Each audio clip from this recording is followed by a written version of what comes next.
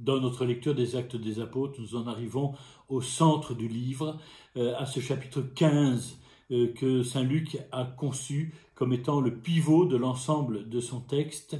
Nous allons voir quelle est l'importance de l'événement rapporté ici, surtout la manière dont il est rapporté.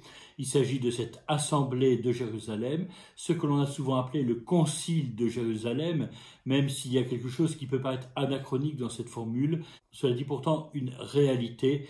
Ce qui se vit dans cette première assemblée de Jérusalem va être modélisant et comme le modèle même de la manière dont les conflits nécessaires, importants, incontournables vont pouvoir être réglés, résolus. Quelle est la méthodologie mise en œuvre pour, encore une fois, comme nous l'avons déjà vu depuis le début du livre, mais ici avec une acuité encore plus importante, résoudre ces crises de croissance de la première communauté chrétienne. Alors en général, les exégètes aiment comparer, et à juste titre, deux récits, on peut dire, de cet événement. Tout d'abord, la vision paulinienne dans l'épître aux Galates, et puis ici, dans le chapitre 15, sous la plume de saint Luc. Et à ce moment-là, nous pouvons percevoir, dans l'écart qu'il y a entre ces deux manières de rapporter l'événement, eh bien, deux projets différents. Paul rapporte avec une certaine exactitude les événements qui se sont passés, et il le fait dans le contexte très particulier de l'épître aux Galates.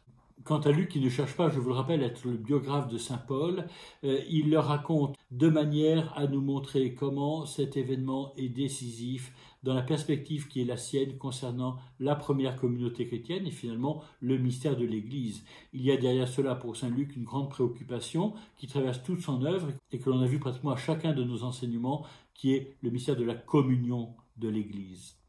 Alors nous pouvons commencer notre lecture du chapitre 15, je vous en rappelle le contexte. Nous sommes dans la communauté chrétienne d'Antioche. Paul et Barnabé ont rapporté ce qui s'était passé dans leur premier voyage missionnaire, et c'est à ce moment-là que nous arrivons au verset 1 du chapitre 15. « Certaines gens descendus de Judée enseignaient aux frères, « Si vous ne vous faites pas circoncire suivant l'usage qui vient de Moïse, vous ne pouvez être sauvés. » C'est le point de départ de toute la controverse qui va aboutir à cette assemblée de Jérusalem. Alors nous pouvons peut-être être un peu surpris par la thématique présentée ici. Nous verrons par la suite que la question majeure soulevée par l'Assemblée de Jérusalem et résolue par cette Assemblée de Jérusalem, c'est la communion de tous les chrétiens entre eux. Comment faire pour que les judéo-chrétiens puissent être en communion concrète, partage de la table, partage de la prière, avec les pagano-chrétiens, sachant que les juifs dans leur judaïsme ne peuvent pas frayer avec des païens.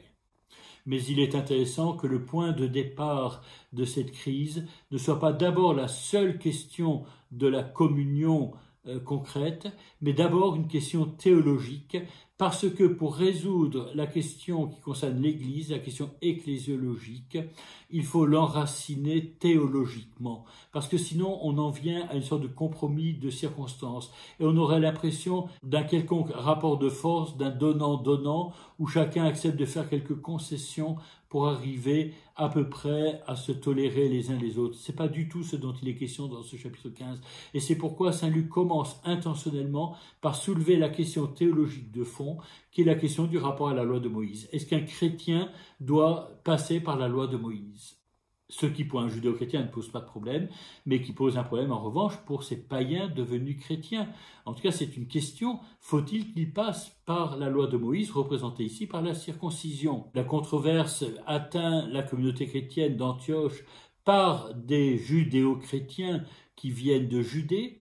On verra un peu plus loin comment il s'agit probablement de ces pharisiens devenus chrétiens et très attachés évidemment, et qui restaient très attachés visiblement à cette pratique de la loi de Moïse. Mais il faut bien saisir le point de départ de la question théologique. Il ne s'agit pas de remettre en cause la validité de la loi de Moïse, ça c'est très important, mais il va s'agir en revanche de savoir quel lien on fait ou quel lien on ne fait pas entre la loi de Moïse et le salut. Or, ce qui est présenté par ces chrétiens venus de Judée, c'est le lien qu'ils font entre la pratique de la loi de Moïse représentée par la circoncision et l'obtention du salut. Au verset 2, après bien de l'agitation, une discussion assez vive engagée avec eux par Paul et Barnabé, il fut décidé que Paul, Barnabé et quelques autres des leurs monteraient à Jérusalem auprès des apôtres et des anciens pour traiter de ce litige. Eux donc, après avoir été escortés par l'Église, traversèrent la Phénicie et la Samarie, racontant la conversion des païens, et ils causaient une grande joie à tous les frères. Il faut résoudre cette controverse qui trouble la communauté chrétienne d'Antioche, et c'est bien l'ensemble de l'église d'Antioche qui envoie certains de ses représentants à Jérusalem pour trouver la solution. Au verset 4, arrivés à Jérusalem, ils furent accueillis par l'église, principalement par les apôtres et les anciens. Voilà deux groupes qui représentent l'église de Jérusalem, à la fois le groupe des apôtres, que nous connaissons depuis le début des Actes des apôtres, évidemment, et même depuis l'Évangile. Mais à côté du groupe des apôtres, nous trouvons un autre groupe, celui des anciens, avec à sa tête ce Jacques dont il avait été question dès le chapitre 12, et qui est ce groupe composé de judéo-chrétiens très attachés à la tradition juive, et parmi lesquels se trouvait, on va le voir bientôt, un certain nombre de pharisiens devenus chrétiens. Ils rapportèrent tout ce que Dieu avait fait avec eux. C'est très intéressant la manière dont ils procèdent. Tout d'abord, ils ne cessent pas de raconter. Vous voyez, l'évangile du salut proclamé se raconte, et se raconte, je dirais, inlassablement. Il ne se théorise pas d'abord, mais il se raconte. Et ce qui est raconté, ce sont les merveilles que le Seigneur réalise avec et par ceux qui sont désormais ses témoins. Au verset 5, certaines gens du parti des pharisiens qui étaient devenus croyants intervinrent pour déclarer qu'il fallait circoncire les païens et leur enjoindre d'observer la loi de Moïse. Nous retrouvons la même problématique qu'au début du chapitre 15, et c'est cela qui va provoquer l'assemblée de Jérusalem. Alors les apôtres et les anciens se réunirent pour examiner cette question. Après une longue discussion, vous voyez, on prend le temps de parler, on prend le temps de s'écouter, et cela fait partie aussi de l'importance de la résolution de ce conflit. Et ce n'est qu'après ces longs débats que quelques prises de parole vont permettre d'aboutir à une décision et à la résolution de ce fameux conflit. Le premier à prendre la parole, c'est Pierre. Cette figure de Saint Pierre, si importante depuis le début des Actes, et qui préside justement à tous ces conflits traversés par la première communauté chrétienne. Rappelez-vous déjà au chapitre 1, lorsqu'il s'agissait de penser au remplacement de Judas, pensez aussi au chapitre 6, lors de l'institution des Sept. À chaque fois, Pierre est celui qui, au nom de l'Église, va être l'élément de communion. Et c'est ce discours de Pierre qui va apporter sur le plan théologique la réflexion la plus riche et la plus décisive pour résoudre cette question dans l'Assemblée de Jérusalem. Voilà ce qu'il dit. « Frères, vous le savez, dès les premiers jours, Dieu m'a choisi parmi vous pour que les païens entendent de ma bouche la parole de la bonne nouvelle et embrassent la foi. Et Dieu qui connaît les cœurs a témoigné en leur faveur en leur donnant l'Esprit Saint, tout comme à nous. » Et nous retrouvons dans ces paroles de Saint Pierre trois éléments qui faisaient partie déjà et de la rencontre de Pierre avec Corneille et du témoignage qu'il en avait donné à l'église de Jérusalem ensuite. Premièrement, Dieu qui connaît les cœurs a témoigné en leur faveur. Il n'a fait aucune distinction entre eux et nous. Vous vous rappelez, c'était cette fameuse expression « Dieu ne fait pas exception des personnes ». Deuxième élément, il a purifié leur cœur par la foi. Rappelez-vous cette formule que nous avions trouvée chez Saint Pierre lors de sa rencontre avec Corneille, et puis également chez Paul à Antioche de Pisidie. Quiconque croit reçoit par lui la rémission de ses péchés. Et puis enfin, c'est l'élément que je veux souligner ici dans la parole de Saint Pierre. Dieu leur a donné l'Esprit Saint tout comme à nous. Rappelez-vous, j'avais déjà souligné cela en vous disant que c'était un élément essentiel pour penser la communion, même s'il fallait peut-être encore aller un peu plus loin et c'est ce que nous allons voir dans ce chapitre 15, mais c'est déjà un pas important qui est franchi lorsqu'on reconnaît que eux ont reçu l'Esprit tout comme nous au début, rappelez-vous. Ce sont les apôtres qui restent la référence, mais eux ont reçu le même don que les apôtres. Alors Pierre peut continuer en une formule qui rappelle celle de saint Paul à Antioche de Pisidie. Pourquoi donc maintenant tentez-vous Dieu en voulant imposer aux disciples un joug que ni nos pères ni nous-mêmes n'avons eu la force de porter. Ces formules, nous les retrouvons parfois sous la plume de saint Paul dans ses épîtres, mais ici il est important pour saint Luc que ce soit Pierre qui prononce ces formules-là, c'est-à-dire que la loi de Moïse, qui n'est pas mauvaise, qui n'est pas remise en question du tout, puisqu'elle fait partie de ce qui est révélé. Ce qui est remis en question, c'est ce qui était posé au début du chapitre 15, c'est le lien entre la loi de Moïse et le salut. Or ici, avant de progresser encore dans sa démonstration, saint Pierre rappelle aux Juifs qui sont devenus chrétiens qu'aucun Juif ne peut vivre parfaitement de cette loi de Moïse. Et si le salut est conditionné à la loi de Moïse, alors on aboutit à une forme d'impasse, un joug que ni nos pères ni nous-mêmes n'avons eu la force de porter. Et alors le verset 11 est le point d'aboutissement de la démonstration de saint Pierre, et d'ailleurs une fois qu'il aura prononcé ce verset 11, il n'a pas besoin de rajouter d'autres éléments, c'est ce qui va permettre la communion la plus complète, et voilà quelle est cette affirmation de saint Pierre. C'est par la grâce du Seigneur Jésus que nous croyons être sauvés exactement comme eux. Voilà l'audace de saint Pierre ici, lorsqu'il aborde la question du salut. Ce n'est plus seulement eux comme nous, mais il va même plus loin en montrant que c'est nous comme eux. C'est-à-dire que parce que les païens ont pu être sauvés par la pure grâce de Dieu, cela révèle que chacun de nous, que nous soyons d'origine païenne ou d'origine juive, chacun de nous peut être sauvé par la seule grâce de Dieu. Et donc ces païens deviennent les révélateurs de ce qui est véritablement la cause du salut, y compris pour les juifs devenus chrétiens, non pas la pratique de la loi, mais la seule grâce de Dieu par la foi dans le nom de Jésus-Christ. Et voyez bien comment désormais la communion peut être complète, puisque ce n'est plus seulement eux qui sont comme nous au début, mais désormais nous découvrons que nous sommes comme eux. C'est à ce moment-là, dans cette réciprocité, que peut être exprimée la dimension la plus parfaite de la communion, eux comme nous et nous comme eux.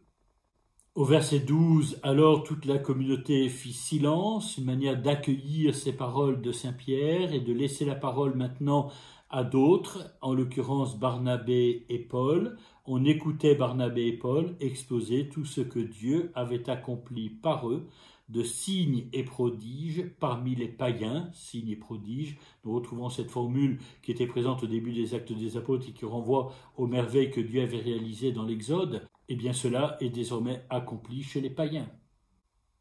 Même si le texte ici ne reprend pas tout le discours de Barnabé et Paul, parce que nous connaissons aussi les événements et parce que saint Luc veut mettre en valeur la parole de saint Pierre, élément véritablement de communion de toute l'Église, pour autant Barnabé et Paul ont la possibilité d'exposer en détail tout ce qui s'est passé. On les laisse parler, et ce n'est au verset 13 que quand ils eurent cessé de parler, que Jacques alors prend la parole. Et c'est là que nous voyons la place centrale que va prendre Jacques. Non pas pour aborder la question théologique, ça saint Pierre en a fait la démonstration, mais pour pouvoir en présenter l'implication concrète à partir des Écritures et la manière dont va pouvoir se vivre cette communion, dont la crise va pouvoir être surmontée et résolue et permettre à l'Église de continuer de croître et de se développer. Il est intéressant que la solution vienne directement de lui, c'est-à-dire de ce groupe qui était à l'origine d'ailleurs de la difficulté, ou qui en tout cas avait exprimé cette difficulté, que ce groupe vivait d'ailleurs. Siméon, c'est le nom hébreu de Pierre, a exposé comment dès le début, Dieu a pris soin de tirer d'entre les païens un peuple réservé à son nom. Jacques souligne d'abord le choix de Dieu, évoque encore cette importance du nom. Et puis il en appelle à l'écriture. Ceux qui concordent avec les paroles des prophètes, puisqu'il est écrit « Après cela je reviendrai, je relèverai la tente de David qui était tombée, je relèverai ses ruines, je la redresserai, afin que le reste des hommes cherche le Seigneur, ainsi que toutes les nations qui ont été consacrées à mon nom, dit le Seigneur, qui fait connaître ces choses depuis des siècles. C'est une citation tirée de la fin du livre du prophète Amos, en tout cas dans sa version grecque, qui précisément semble contenir cette préparation à l'accueil des nations par rapport à Israël. Tout d'abord, dans cette citation, il s'agit bien de ce qui se passera plus tard, donc à la plénitude des temps, après cela, lorsque le Seigneur va relever la tente de David qui était tombée et relever ses ruines, c'est-à-dire l'évocation de la restauration d'Israël. Eh bien, le prophète souligne que cette restauration d'Israël est au service de toutes les nations. Avec cette nouvelle qualité de regard sur les nations, c'est-à-dire ces nations païennes, qui ont été consacrées à mon nom, dit le Seigneur. Cette nouveauté constituée par le salut offert à tous, juifs comme païens, par la seule grâce de Dieu, le salut par la foi dans le nom de Jésus-Christ. Il est important que cette nouveauté la plus absolue s'enracine dans l'Écriture. Mais ce n'est qu'une fois que l'accomplissement est là que l'on peut reconnaître comment cette lumière apportée par l'accomplissement éclaire d'une lumière nouvelle ces Écritures. Alors Jacques peut trouver dans cette référence au prophète Amos les éléments dont il a besoin pour que des Juifs devenus chrétiens puissent reconnaître la validité de ces païens devenus chrétiens sans passer par la loi de Moïse. Et donc sur le plan théologique, on peut dire que la question est résolue non pas simplement par Pierre ou par Paul et Barnabé, mais également par Jacques, c'est-à-dire par l'ensemble de l'Église.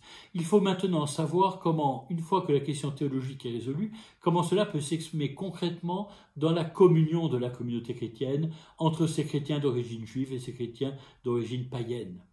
Et c'est là que Jacques va déployer toute sa responsabilité, toute sa mission. Il va trouver le moyen de mettre en communion tous ceux qui ont été sauvés, sans que les païens deviennent juifs, mais sans que les juifs devenus chrétiens ne soient obligés de renoncer à leur judaïsme. Pour que la communion soit parfaite, il faut tout à la fois que les païens n'aient pas besoin de devenir juifs, mais il faut en même temps que les juifs devenus chrétiens ne soient pas obligés d'abandonner leur tradition juive pour pouvoir vivre leur foi chrétienne en communion avec les autres. Vous voyez comment il s'agit ici d'abattre les barrières qui rendaient impossible la communion entre ces chrétiens de différentes origines, mais pas pour autant de faire disparaître leurs différences dans ce qu'elles ont de bonnes et même de valables et de tout à fait nécessaires. Alors cette solution, c'est quoi? Eh bien, c'est ce qu'on appelle les préceptes noachiques dans la tradition rabbinique. C'est-à-dire qu'à partir de la figure de Noé, puis de ce qu'on trouve aussi dans le Lévitique, on se rend compte qu'il y a dans l'Écriture un certain nombre de préceptes qui peuvent s'adresser à des païens qui vivaient au milieu d'Israël tout en restant païens.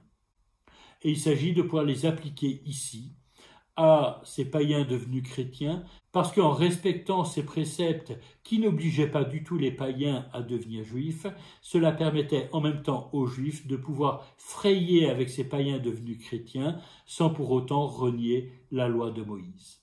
Alors c'est ce que nous trouvons dans la suite de ce discours de Jacques et que nous retrouverons dans la lettre envoyée aux communautés chrétiennes. C'est pourquoi je juge, moi, dit saint Jacques, qu'il ne faut pas tracasser ceux des païens qui se convertissent à Dieu, qu'on leur mande seulement, et voilà ces préceptes dits noachiques, qu'on leur mande seulement de s'abstenir de ce qui a été souillé par les idoles, donc ces viandes offertes aux idoles, des unions illégitimes et des chairs étouffées et du sang. Vous voyez ces préceptes alimentaires et puis cette question d'ordre moral qui peuvent permettre la communion entre tous. Une fois que Jacques a prononcé ce discours, ils sont désormais d'accord. Il n'y a plus d'obstacle à ce que la communion soit non seulement rétablie, mais surtout puisse également s'épanouir. Alors, verset 22, les apôtres et les anciens, d'accord avec l'Église tout entière, décidèrent de choisir quelques-uns d'entre eux, de les envoyer à Antioche avec Paul et Barnabé. Ce furent Jude, surnommé Barsabas, et Silas, un homme que nous retrouverons comme compagnon des voyages de Paul, tous les deux hommes considérés parmi les frères. Ils leur remirent la lettre suivante. Cette lettre est probablement le tout premier texte chrétien qui nous soit parvenu, et c'est pour inscrire cette décision qui désormais est une position qui va être commune à toutes les églises, à l'ensemble de l'Église. Le contenu de cette lettre, comme la plupart des lettres de l'époque, c'est un texte très bref. Voilà le contenu de cette lettre, une adresse, les apôtres et les anciens, vos frères, aux frères de la gentilité qui sont à Antioche, en Syrie et en Cilicie, salut. Vous voyez l'importance du terme de frère ici comme expression de la communion. Il y a bien désormais une vraie fraternité entre tous les chrétiens, quelle que soit leur origine. Et cette lettre est adressée à tous ces chrétiens venus du paganisme, à la gentilité, à la fois qui sont à Antioche, en Syrie, là d'où venait la délégation menée par Barnabé et Paul, et en même temps ceux qui sont en Cilicie, qui est la patrie d'origine de Paul, la ville de Tarse notamment. Salut, manière habituelle de saluer dans ses épîtres. Le contenu de la décision vient à partir du verset 24, même si le terme de frère prépare déjà les cœurs. Ayant appris que sans mandat de notre part, certaines gens venus de chez nous ont par leurs propos jeté le trouble parmi vous et bouleversé vos esprits, nous avons décidé d'un commun accord de choisir des délégués et de vous les envoyer avec nos bien-aimés Barnabé et Paul. Vous voyez bien la tonalité de cette épître qui est vraiment au service de la communion. Il y a ceux qui sont venus jeter le trouble mais qui n'étaient pas envoyés, mandatés par l'église de Jérusalem. Et puis inversement, il y a ce groupe qui a été choisi, avec notamment Barnabé et Paul qualifiés de nos bien-aimés, et qualifiés également, verset 26, d'hommes qui ont voué leur vie au nom de notre Seigneur Jésus-Christ. Et le verset 28 comporte cette formule si justement célèbre, « L'Esprit Saint et nous-mêmes avons décidé », c'est-à-dire voilà, la double responsabilité divine et ecclésiale. L'Église assume sa responsabilité en se laissant guider et éclairer par l'Esprit Saint. De ne pas vous imposer d'autres charges que celles-ci qui sont indispensables, et c'est la nouvelle expression de ces fameux préceptes noachiques dont j'ai déjà parlé. Vous abstenir des viandes immolées aux idoles, du sang, des chairs étouffées, des unions illégitimes. Une fois que cela est dit, la lettre peut se conclure, comme on le faisait à l'époque, de manière brève, par un adieu. Verset 30. Prenant congé donc, les délégués descendirent à Antioche, où ils réunirent l'assemblée et remirent la lettre. Lecture en fut faite, et l'on se réjouit de l'encouragement qu'elle apportait. Et vous ne serez pas surpris de retrouver ici, sous la plume de saint Luc, la mention de la joie de la communauté chrétienne. Lorsque le conflit est résolu, eh bien cette joie peut exprimer le triomphe de l'évangile du salut sur toutes les forces de division qui pourraient s'y opposer. Cette joie est toujours la joie d'un salut qui peut se déployer, d'une parole de Dieu qui continue à être en croissance. Alors on ne se contente pas de lire la lettre, mais il y a aussi le témoignage de ceux qui ont été mandatés de Jérusalem pour porter cette lettre. Jude et Silas, qui étaient eux-mêmes prophètes, exhortèrent les frères et les affermirent par un long discours. Au bout de quelque temps, les frères les renvoyèrent avec des souhaits de paix vers ceux qui les avaient députés. Vous voyez comment la communion s'exprime avec ce terme si important, comme toujours, aussi sous la plume de saint Luc, mais dans l'ensemble de l'écriture, ce thème de la paix. Et le verset 35, comme un petit refrain, montre aussi comment le conflit est résolu et les conséquences positives de la résolution de ce conflit. Paul et Barnabé, toutefois, demeurèrent à Antioche, où, avec beaucoup d'autres, ils enseignaient et annonçaient la bonne nouvelle, la parole du Seigneur. Voilà le magistral exposé de saint Luc sur cette fameuse assemblée de Jérusalem. Plus jamais, et à vrai dire jamais ailleurs dans les Actes des Apôtres, nous rencontrons rassemblés ces trois groupes de l'Église naissante, que sont à la fois les apôtres à Jérusalem sous la responsabilité de Pierre, que sont à la fois les anciens toujours à Jérusalem sous la responsabilité de Jacques, et en même temps cette communauté de l'Église d'Antioche représentée ici par Paul et Barnabé. Et si j'ai pu parler dans ma présentation de l'ensemble des Actes des Apôtres, du chapitre 15 de ce texte que nous venons de travailler comme d'un pivot central dans toute l'œuvre des Actes des Apôtres, c'est parce que Saint Luc l'a écrit de cette manière-là. Il y a la fin de toute une période qui, en particulier, toute cette grande sortie de la parole de Dieu qui va le plus loin possible et en franchissant un certain nombre de frontières soulève un certain nombre de difficultés qu'il faut résoudre, non pas simplement dans la conversion, mais toujours dans la communion de ceux qui sont convertis. Et maintenant que cette grande difficulté est résolue, on a vraiment le sentiment que plus rien n'empêche à l'annonce de l'Évangile de gagner désormais les extrémités de la terre. Et nous allons pouvoir voir à la suite de ce chapitre 15 et jusqu'à la fin des Actes des Apôtres comment la parole de Dieu peut être annoncée de plus en plus loin jusqu'à arriver à Rome. Je vous invite à reprendre vous-même la lecture de ces versets si denses et à partir de la prochaine fois, nous repartirons sur les routes de la mission et de l'annonce de l'Évangile.